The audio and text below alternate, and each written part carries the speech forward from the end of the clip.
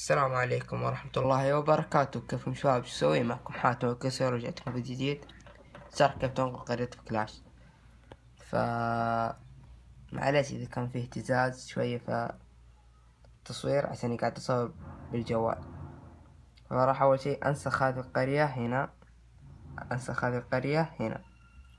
فراح أول شي أجي عند هذه القرية اللي فوق اللي راح أنسخها، وأضغط عند الإعدادات، بعدين أروح عند هذه اللي في النص، بعدين أضغط اولد ديفيس. حيطلع لي خيارين. الخيار الأول حيقولك إذا كانت في نظام أندرويد أو في نظام آخر، يعني بس عشان هنا عندي أنا آيفون فراح أقول نظام آخر. طلع لي كود. هذا الكود يقعد يعني كل دقيقتين. فأجي عند الجوال الثاني، أضغط إعدادات، الكلمة نفسها هنا، ما أضغط اللي فوق، أضغط اللي تحت. هيقول لي يعني اكتب الكود اللي جانا هنا، فراح أنا أكتبها. دقيقة بس تكتب وتخلص.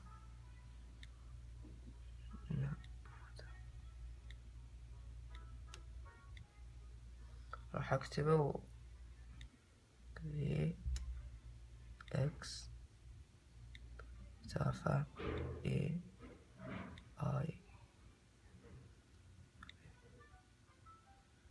لا، هذا بعدين ايه. شوفوا هذا الكود ايه، بعدين مسافة ايش مكتوب؟ اكس كيو كي، بعدين بي. الحين راح كتبت هذا، كتبته هنا نفسه بالضبط. حط صح.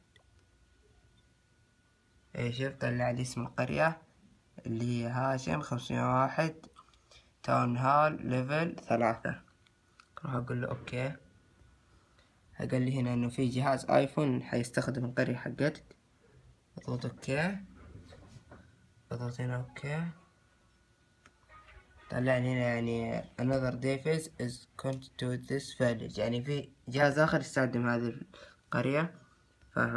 جات عند الايفون، وهذا الجالكسي جات نفسها. إذا استفدت من المقطع يعني تسوي لايك وفيفورت سبسكرايب. كان معكم حاتم اوكي سيرو. السلام عليكم.